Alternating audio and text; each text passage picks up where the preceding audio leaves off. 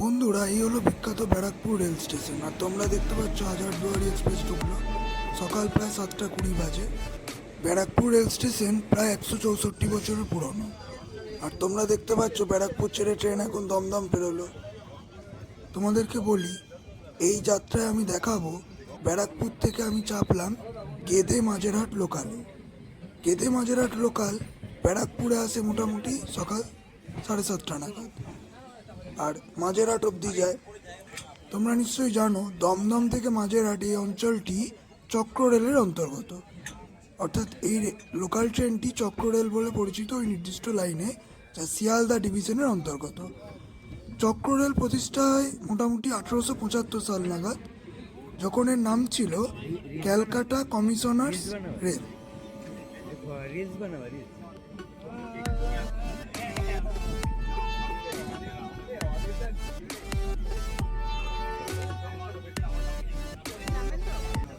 তোমরা দেখতে পাচ্ছ এই ট্রেনটি এখন পাতিপুকুর স্টেশন ছাড়িয়ে যাচ্ছে।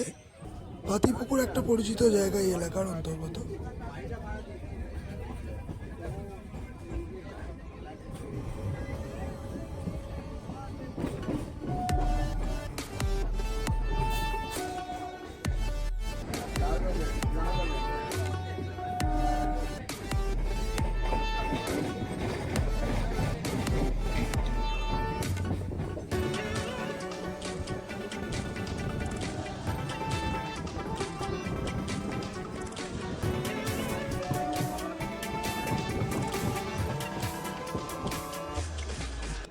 বন্ধুরা, এবার তোমরা ট্রেন থেকে দেখতে পাচ্ছ কলকাতা স্টেশন ঢুকছে। এই কলকাতা স্টেশন কিন্তু কলকাতার নামেই হয়েছে, যা উত্তর কলকাতা অবস্থিত, শ্যামবাজার থেকে খুব কাছে। এবং এই কলকাতা থেকে বেশ কিছু এক্সপ্রেস ট্রেন চলে। এখন বেশ কিছু নতুন ট্রেন হয়েছে কলকাতা স্টেশন থেকে। কলকাতা সাইরাং এক্সপ্রেসের নাম নিশ্চয়ই শুনেছ। কলকাতা সাইরাং এক্সপ্রেস যা মিজোরাম যায়, এই কলকাতা স্টেশন থেকেই ছাড়ে। তাছাড়া রয়েছে রাধিকাপুর এক্সপ্রেস, আরও অনেক ট্রেন রয়েছে কলকাতা স্টেশন থেকে। তোমরা দেখতে পাচ্ছ এখানে প্রচুর গাছপালাও রয়েছে। আর এই উপর দিয়ে দেখতে পাচ্ছ তোমরা বাস যাচ্ছে।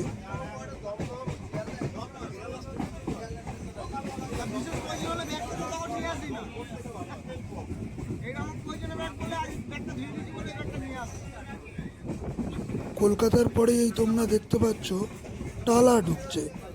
টালা স্টেশনটি খুবই ছোট স্টেশন, কিন্তু জায়গা হিসেবে টালা খুবই গুরুত্বপূর্ণ এবং পরিচিত হচ্ছে টালা ব্রিজের জন্য। তোমরা এই ব্লগে একটু পরে দেখতে পাবে টালা ব্রিজ। আর এই সামনে যে লাল রঙের এই ট্রেনটি দাঁড়িয়ে রয়েছে, এটাই হচ্ছে কলকাতা সাইরাং এক্সপ্রেস।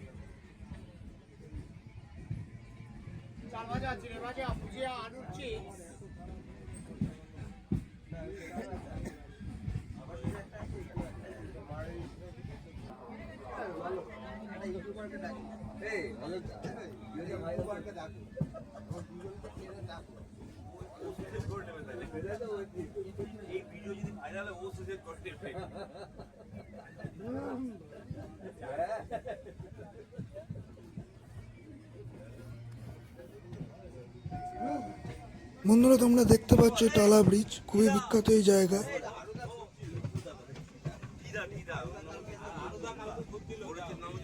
বন্ধুরা, অতীতের টালা ব্রিজ কিন্তু 19 শতকে তৈরি হয়েছিল।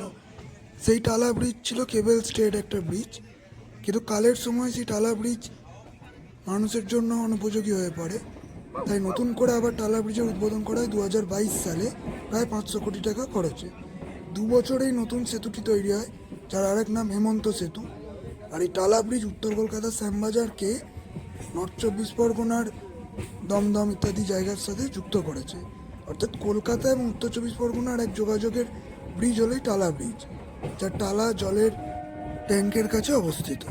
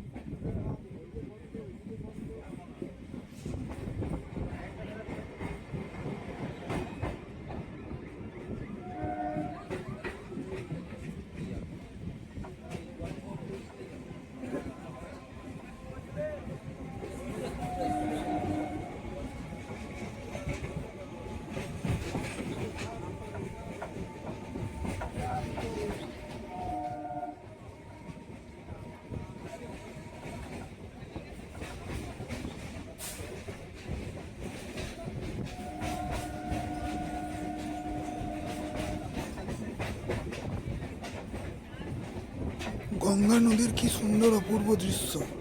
তোমরা দেখতে পাচ্ছ গঙ্গা নদীর ঠিক পাড় ধরেই চক্ররেল গেছে। গঙ্গা নদী তথা হুগলি নদীর এই সৌন্দর্য প্রত্যেককে মুগ্ধ করে। তোমরা দেখতে পাচ্ছ কত বৃক্ষ গাছ রয়েছে, যা খুবই গুরুত্বপূর্ণ পরিবেশকে বাঁচানোর জন্য। গঙ্গা পাড়ে এই গাছ, প্রাচীন মন্দির, তোমরা দেখতে পাচ্ছ খুবই সুন্দর এক দৃশ্য। আর ওই পাড় হচ্ছে হাওড়া, গঙ্গার এই পাড়টা হচ্ছে কলকাতা। আর এই তোমরা দেখছো এখন বাগবাজারে রয়েছি, এরপরেই ঢুকবে বাগবাজার রেল স্টেশন। আর বাগবাজার কেন পরিচিত তোমরা হয়তো নিশ্চয়ই জানো, মা সারদার এখানে বাড়ি রয়েছে। বাগবাজার খুবই এক ঐতিহাসিক জায়গা, বঙ্গ সংস্কৃতির এক পীঠস্থান হলো বাগবাজার। আর তোমরা দেখতে পাচ্ছ গঙ্গার ঘাট, খুবই সুন্দর এই দৃশ্য।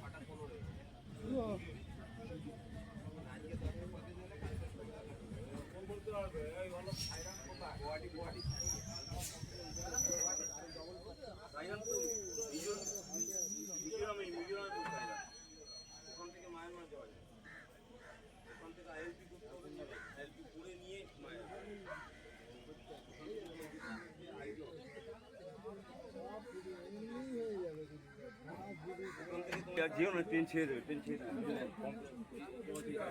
ট্রেন ছেড়ে দেবে। আরে আবার দাঁড়াবে গাড়ি, ওই তো দাঁড়িয়ে আছে, দাঁড়িয়ে আছে।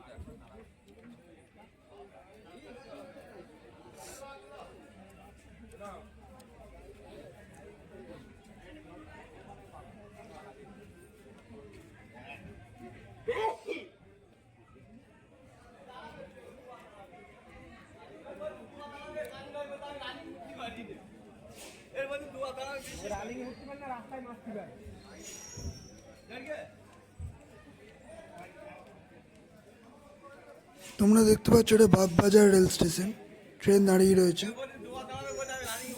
অফিস টাইমে এই স্টেশনগুলোতে প্রচুর ভিড় হয়, অনেক লোক যাতায়াত করে অফিস টাইমে, স্কুল কলেজে যায় অনেকে। তোমরা দেখতে পাচ্ছ কি সুন্দর দৃশ্য হুগলি নদীর, মা গঙ্গার দৃশ্য।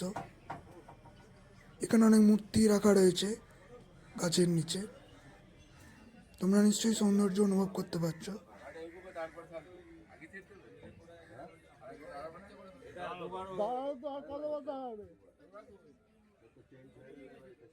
ঘুম ভাঙিনি নাকি এখনো?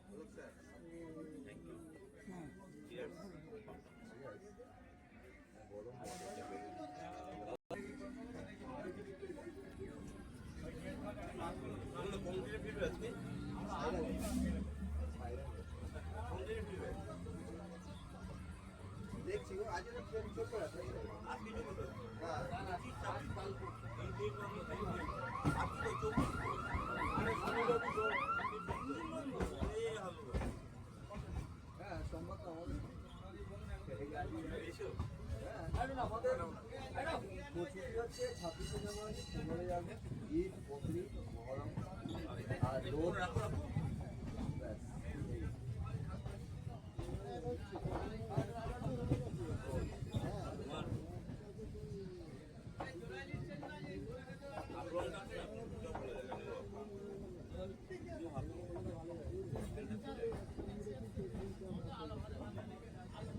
হাওড়া থেকে মুখে সাপে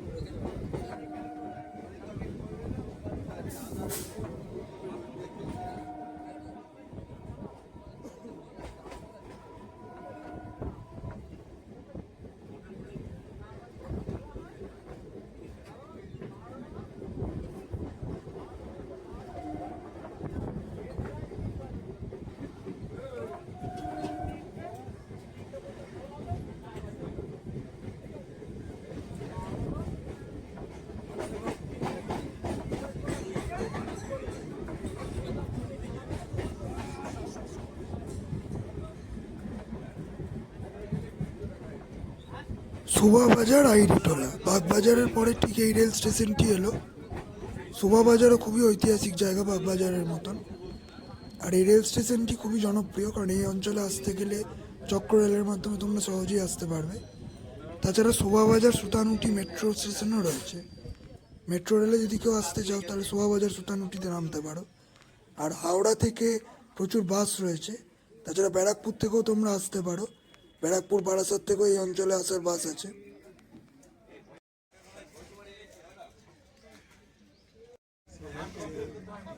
মাঠে কি গরম খেলে বাচ্চা আর বাড়ি বাচ্চা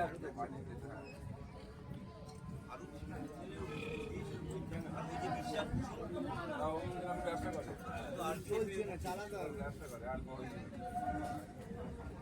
মোবাইল পাওয়া যায়, টাকা চেলে হয়ে যাবে, পড়াশোনা ভালো হচ্ছে না, পড়াশোনা ভালো হচ্ছে। হ্যাঁ, মাঠ করে হয়ে যেত নম্বর বাড়ানো নম্বর একবার বুঝতে মাঠ কম্পিউটার হয়ে যায়।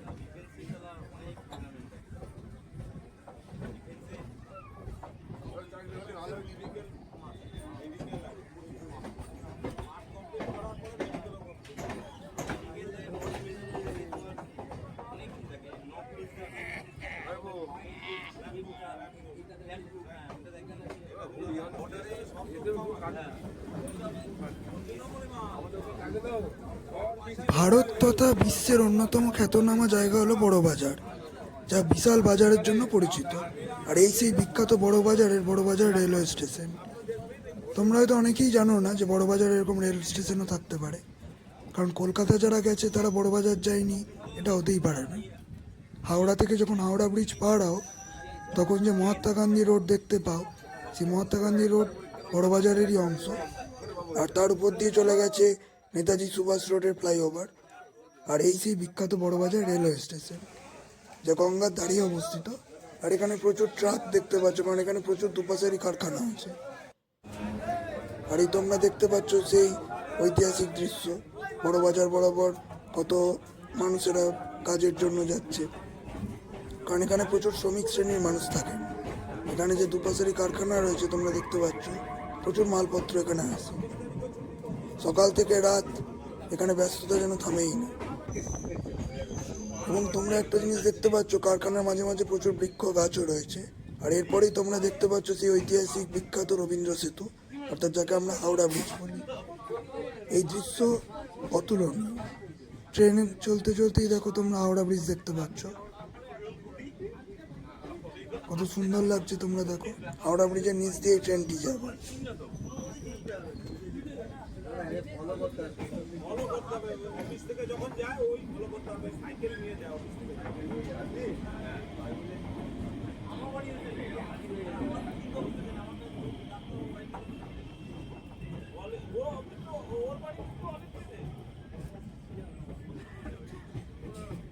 দেখো হাওড়া ব্রিজের সৌন্দর্য ট্রেন থেকে দেখা যাচ্ছে।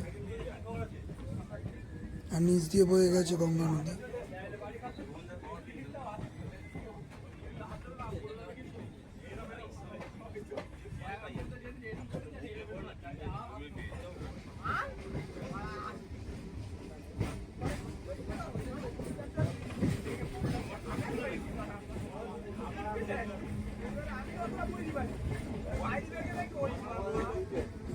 হাওড়া ব্রিজ পার করে এবার ট্রেনটি ঢুকলো বিবাদীবাগ রেল স্টেশনে। বিবাদীবাগ নিয়ে একটা আমি আলাদা এপিসোড বানাবো। বিবাদীবাগ নিয়ে যত বলা যায় ততই কম, কারণ এক ঐতিহাসিক জায়গা। বিনয় বাদল দীনেশের স্মরণে এই জায়গার নামকরণ করা হয়েছে। এই সেই বিখ্যাত বিবাদীবাগ রেল স্টেশন। আর বিবাদীবাগের পিনকোড হলো 7,01,000। কলকাতা, সেন্ট্রাল কলকাতার একদম প্রধান জায়গা, সেখানকার রেল স্টেশন এটি। আগে ভাত পরে নুন বলছিলাম যা খাবে খাবে পার্সোনালি বলছি তো।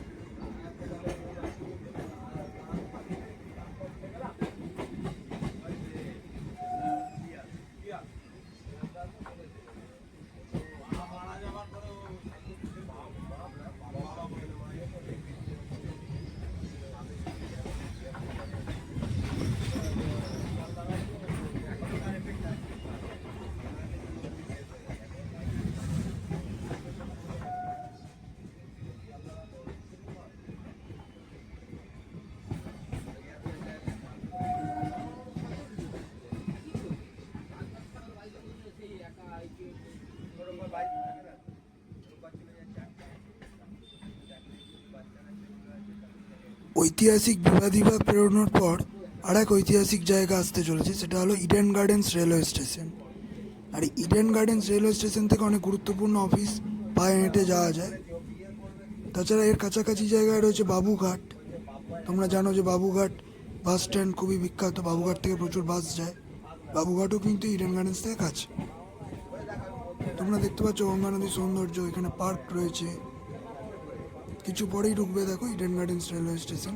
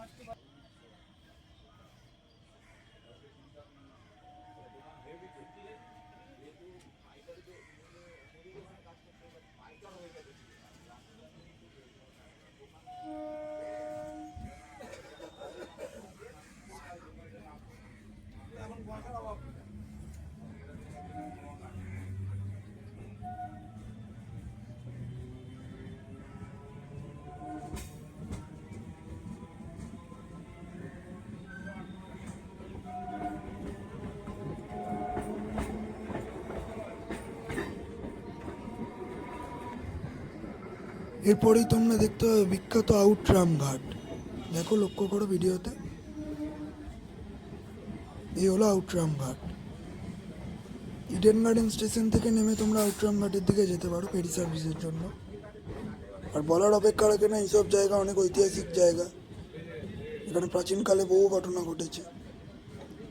কারণ একটা সময় কলকাতায় ব্রিটিশ শাসন ছিল, তখনকার বিভিন্ন ইংরেজ সাহেবদের নামে এই জায়গাগুলোর নামকরণ ছিল। এখনও রয়ে গেছে বেশ কিছু ঐতিহাসিক নাম। খুব সুন্দর করে সাজানো রয়েছে স্টেশনের পাশে এই পার্ক অঞ্চল।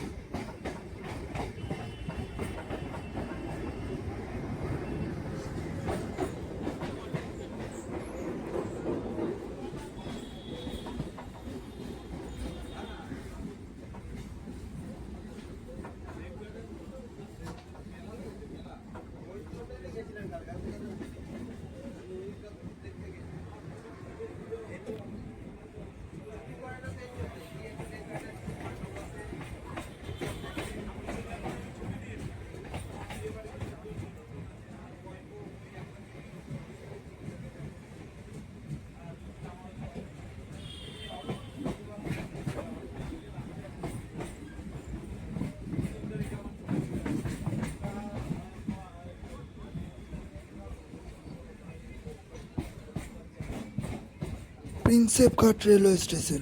তোমরা দেখতে পাচ্ছ সেই বিখ্যাত প্রিন্সেপ ঘাট, আর সেই প্রিন্সেপ ঘাটের ঠিক পাশেই হলো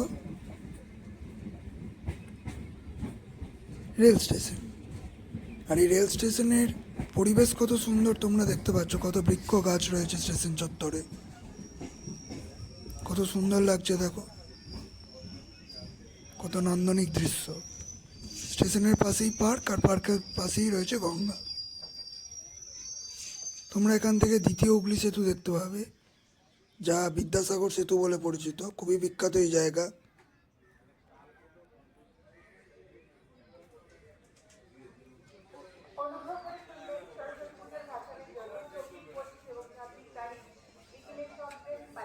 তোমরা দেখতে পাচ্ছ বিদ্যাসাগর সেতু, যাকে দ্বিতীয় হুগলি ব্রিজ বলা হয়।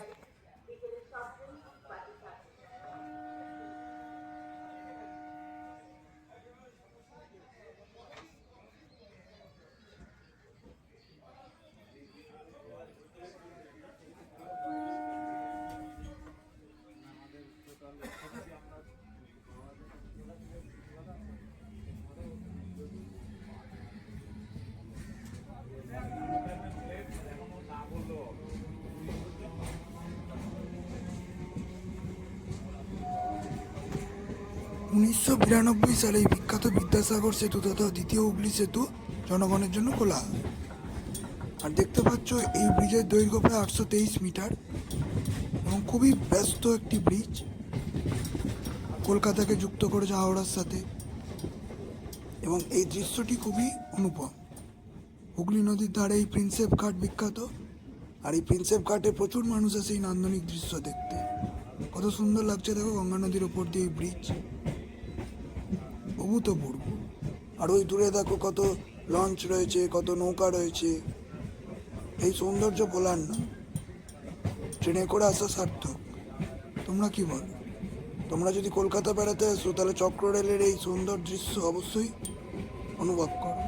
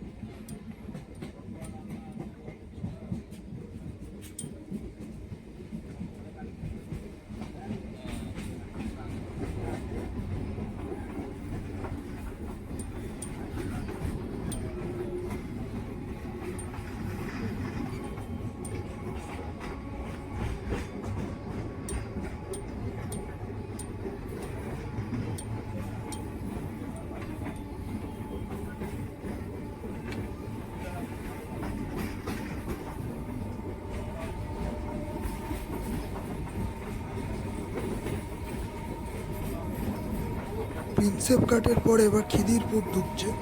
আর তোমরা দেখতে পাচ্ছ খিদিরপুর ডক এলাকার বিভিন্ন জাহাজ মেরামতের কারখানা, খুবই এক গুরুত্বপূর্ণ জায়গা এটি। এবং তোমরা যদি জাহাজ দেখতে চাও তাহলে অবশ্যই চক্র রেলে করে আসতে পারো, তাহলে এই ট্রেন লাইনে দাঁড়িয়ে এই জায়গাগুলো দেখতে পারবে।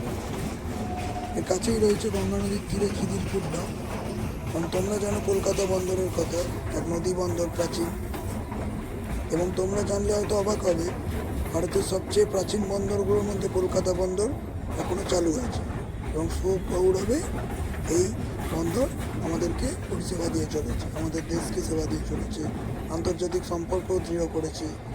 দেখো কত কন্টেনার নামানো রয়েছে। খিদিরপুর স্টেশন এখান থেকে খুবই কাছে। আর এখানে বিশাল বিশাল ক্রেন রয়েছে, কারণ এখানে ব্যবসা বাণিজ্যের জন্য খুবই গুরুত্বপূর্ণ, আন্তর্জাতিক ব্যবসা বাণিজ্য হয় এখান থেকে। আর নদী বন্দর হিসেবে কলকাতা বন্দর বরাবরই জনপ্রিয়।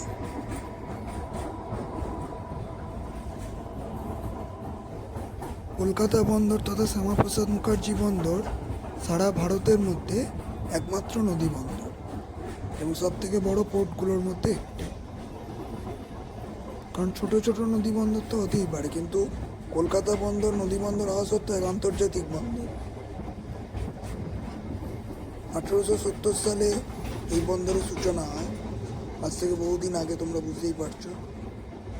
শ্যামাপ্রসাদ মুখার্জি বন্দর রূপে নামকরণ করা হয় খুবই কাছাকাছি সময়, তার আগে কলকাতা পোর্ট ট্রাস্ট বলেই পরিচিত ছিল।